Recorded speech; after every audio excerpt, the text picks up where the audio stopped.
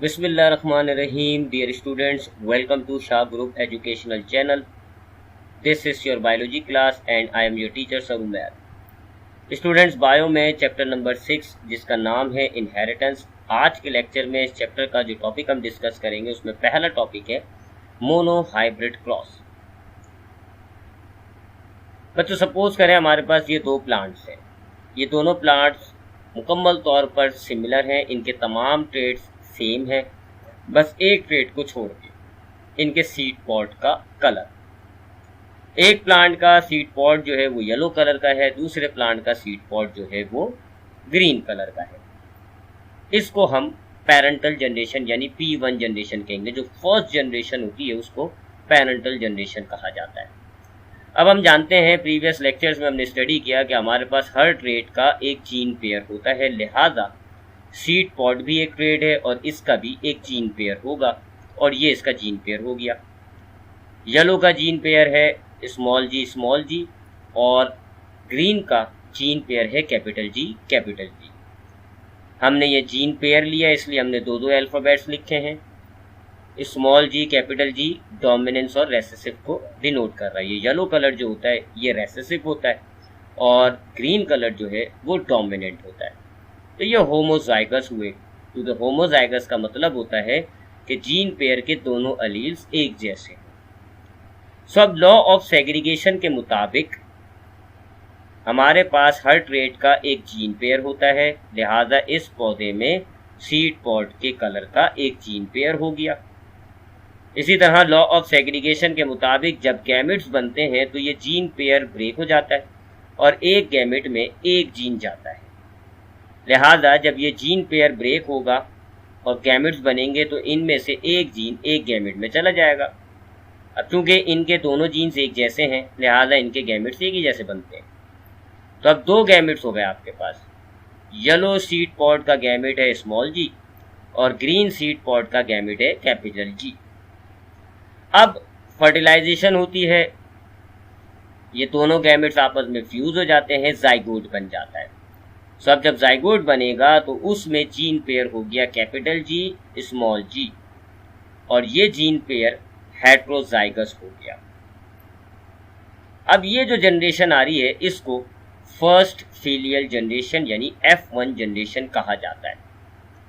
सो F1 generation में हमारे पास जो जीन पेयर बना वो हेट्रोजाइगस हो गया, क्योंकि इस जीन पेयर के दोनों अलील्स अलग अलग है। और लॉ ऑफ डोमिनेंस यानी जो दूसरा लॉ था मेंडल्स का लॉ ऑफ डोमिनेंस, उसके मुताबिक अगर आपके पास हेट्रोजाइगस कंडीशन होती है तो एक जीन जाहिर होता है जिसको आप डोमिनेंट कहते हैं, एक जीन दब जाता है उसको आप रेसेसिव कहते हैं। अब चूंकि ग्रीन डोमिनेंट है लिहाजा F1 जनरेशन में जितने भी पौधे होंगे उनके सीड पॉड का कलर ग्रीन होगा। तो अब F1 जनरेशन में हमारे पास जितने भी प्लांट्स हैं उनमें ग्रीन सीड पॉड्स मौजूद होंगे और वो हेट्रोजाइगस है। अब इस F1 जनरेशन के प्लांट को अगर हम सेल्फ पॉलिनेट कर लें तो अब हमारे पास दो जीन्स पेयर हो गए, दोनों हेट्रोजाइगस हैं। अब लॉ ऑफ सेग्रीगेशन के मुताबिक जब गैमेट्स बनेंगे तो ये जीन पेयर टूट जाएगा और एक जीन एक गैमेट में जाएगा। अब चूंकि जीन पेयर में अलग अलग जीन्स हैं, अलग अलग अलील्स हैं, लिहाजा अब दोनों पौधों में अलग अलग गैमेट्स बनेंगे।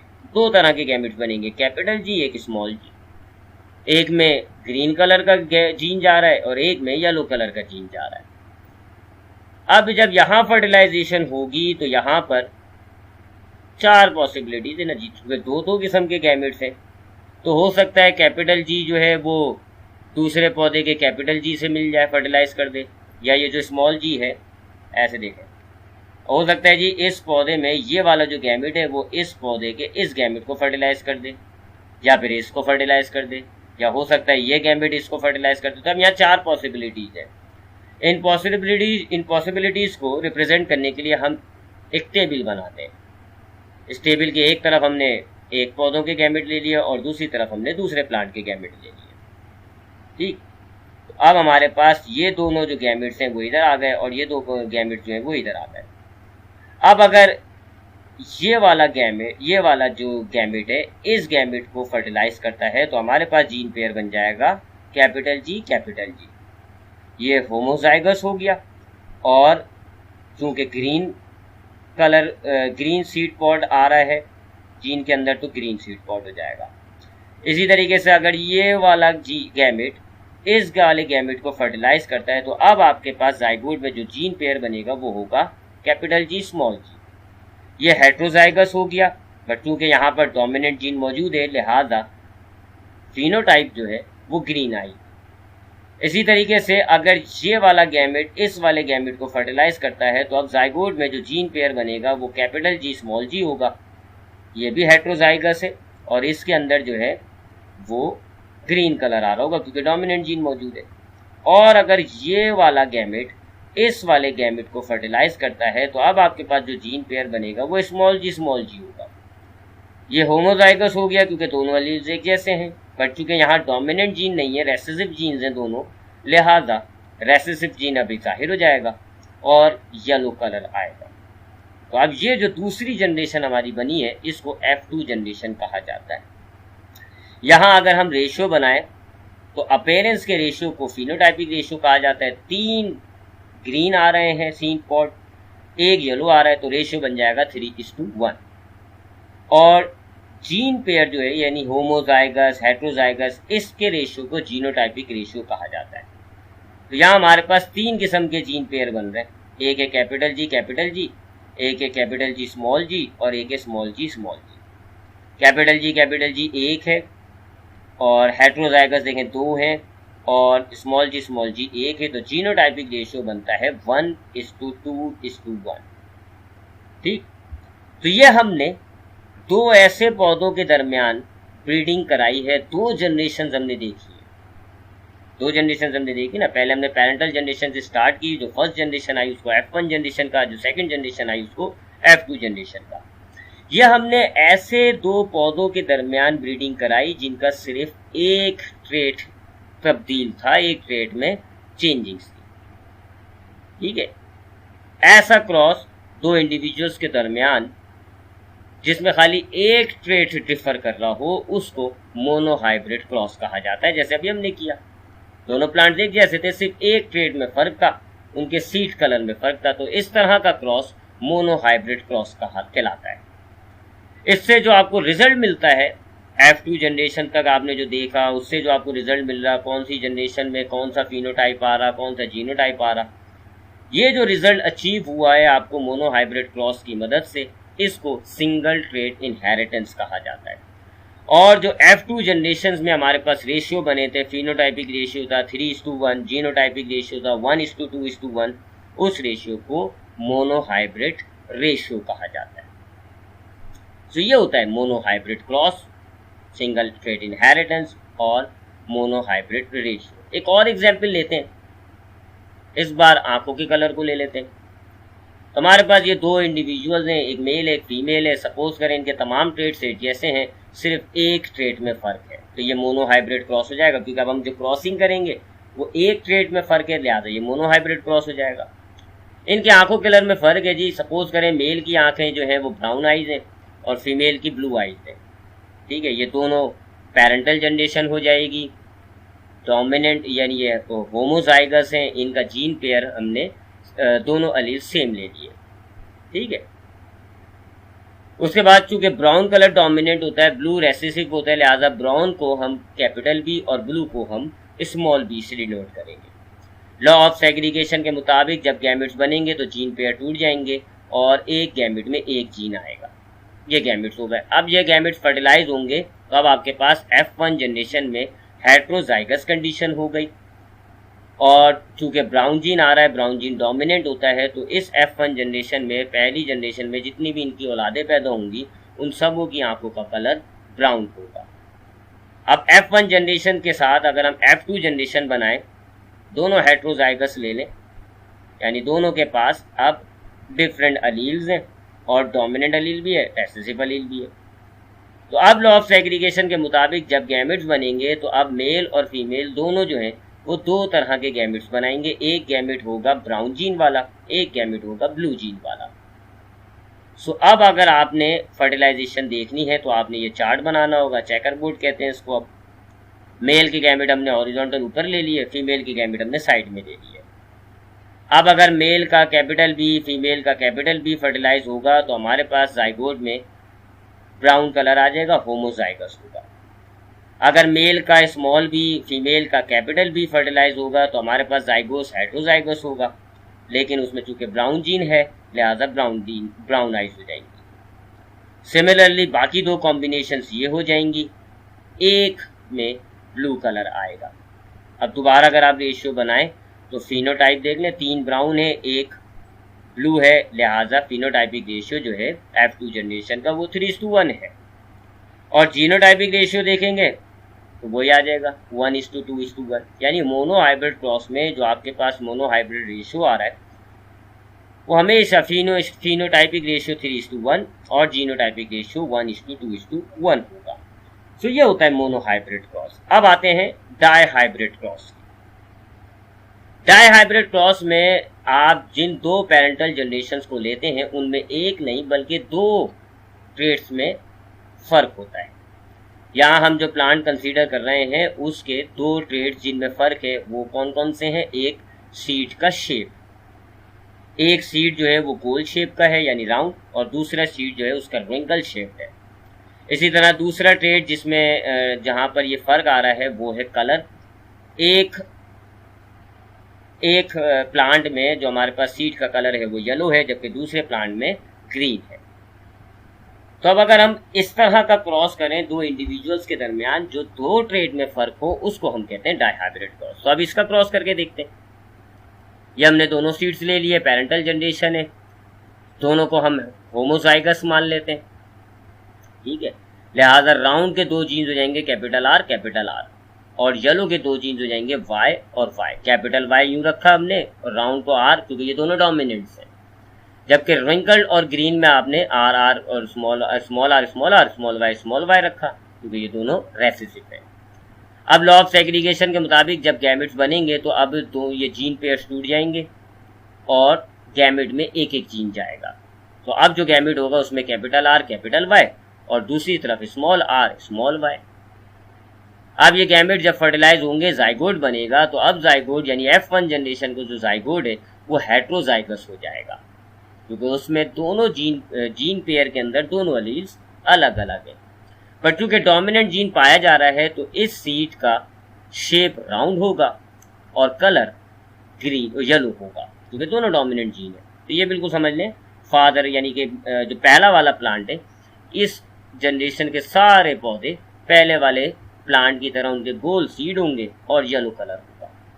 अब इसी तरह अगर हम इनकी F2 जनरेशन पर आने जाएं, F1 जनरेशन के प्लांट्स को सेल्फ फर्टिलाइज करें, तो अब जब जाइगोट बनेंगे तो यहाँ 4 पॉसिबिलिटीज हो जाएंगी।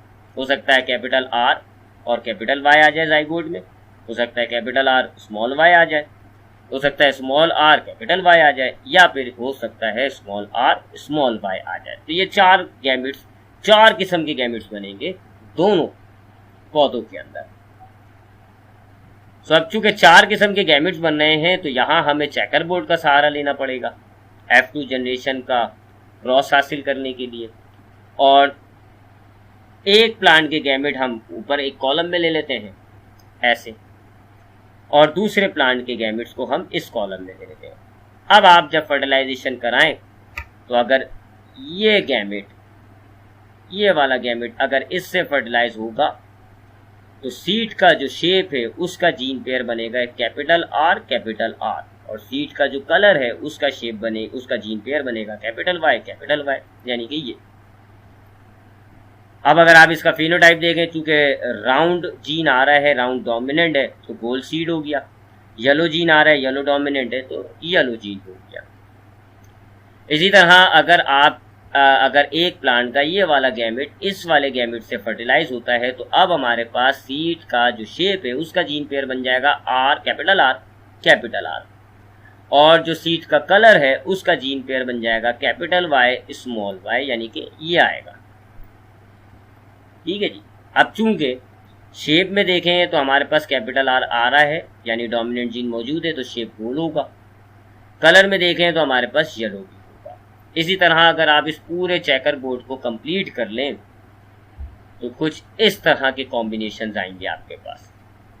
ठीक है, अब यहाँ देखिए आपके पास कुछ नई वैरायटीज भी आ रही है पौधों की। हमारे पास F1 यानी पेरेंटल जनरेशन में एक पौधा ऐसा था जिसका गोल सीड था और येलो कलर का था, और दूसरा पौधा ऐसा था जो उसका रिंकल शेप था और ग्रीन कलर का था।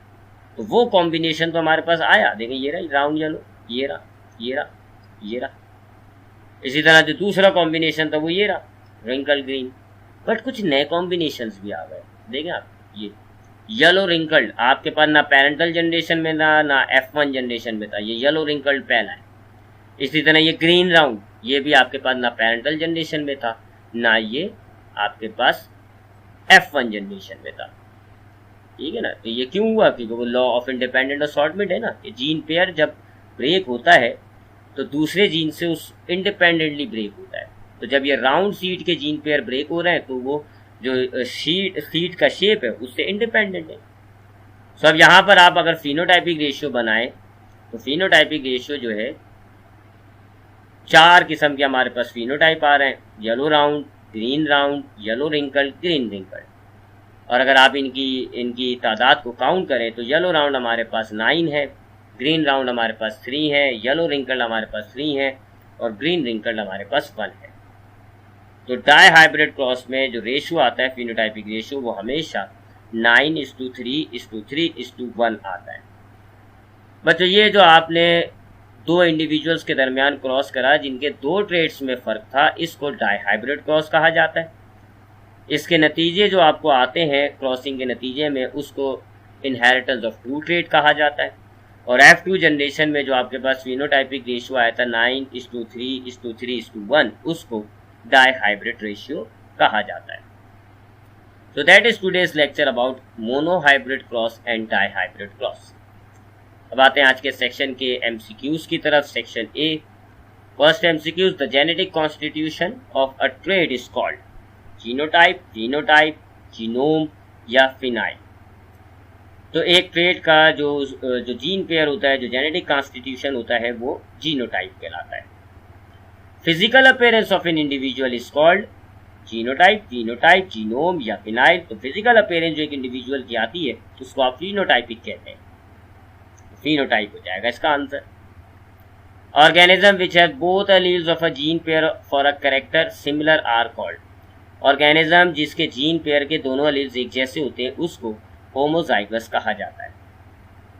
इन heterozygous condition the allele that appear in phenotype is called. Heterozygous condition में वो अलील जो जाहिर हो रहा होता है उसको डोमिनेंट अलील कहा जाता है। The cross between 2 individuals differing in 1 trait is called. ऐसा क्रॉस 2 इंडिविजुअल्स के दरमियान जिनमें से एक ट्रेट का फर्क हो उसको हम मोनोहाइब्रिड क्रॉस कहते हैं।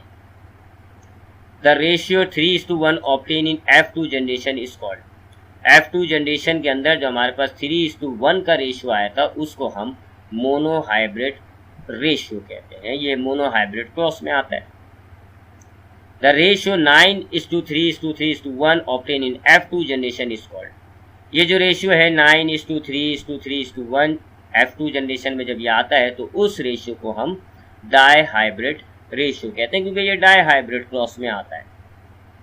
अब आते हैं आज के लेक्चर के section B, short question answers पर। Question number 1, what do you mean by monohybrid cross. तो ये आपके पास मोनोहाइब्रिड की क्रॉस की डेफिनेशन हो गई। आज के लेक्चर में हमने पढ़ा the cross between 2 individuals differing in 1 trait is called monohybrid cross. The result achieve as a consequence of monohybrid cross is called single trait inheritance and the ratio obtain in F2 generation is called monohybrid cross. और यहाँ आपने एक simple सा monohybrid cross represent कर दिया। ये आपको आज के लेक्चर में बताया कि किस तरह ये सारा ट्रेट, ये सारा मोनोहाइब्रिड जो क्रॉस हो रहा है ये किस तरह होता है। Question number 2, what do you mean by the dihybrid cross. तो आपने यहाँ पर बिल्कुल उसी पहले सवाल के जवाब की तरह आपने डाई हाइब्रिड क्रॉस को एक्सप्लेन किया और उसका जो पूरा क्रॉस है पेरेंटल जनरेशन F1 और F2 वो सब आपने ड्रॉ कर दिया। यहाँ से आप आंसर को नोट डाउन कर लीजिएगा।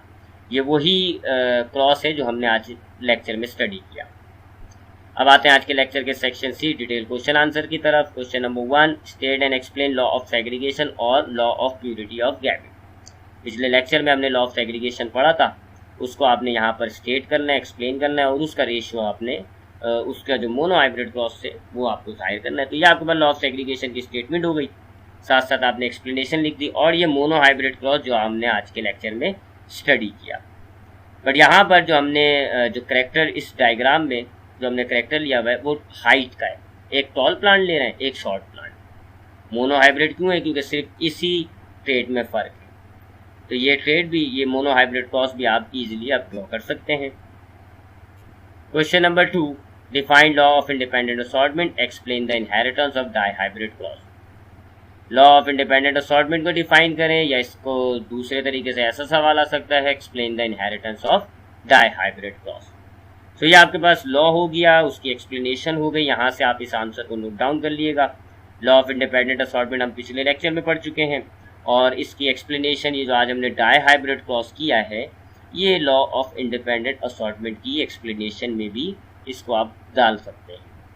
सिमिलरली हमने जो डाई हाइब्रिड क्रॉस किया था, ये उसका चार्ट, यहाँ पर आपने इस चार्ट को भी ड्रॉ करना होगा।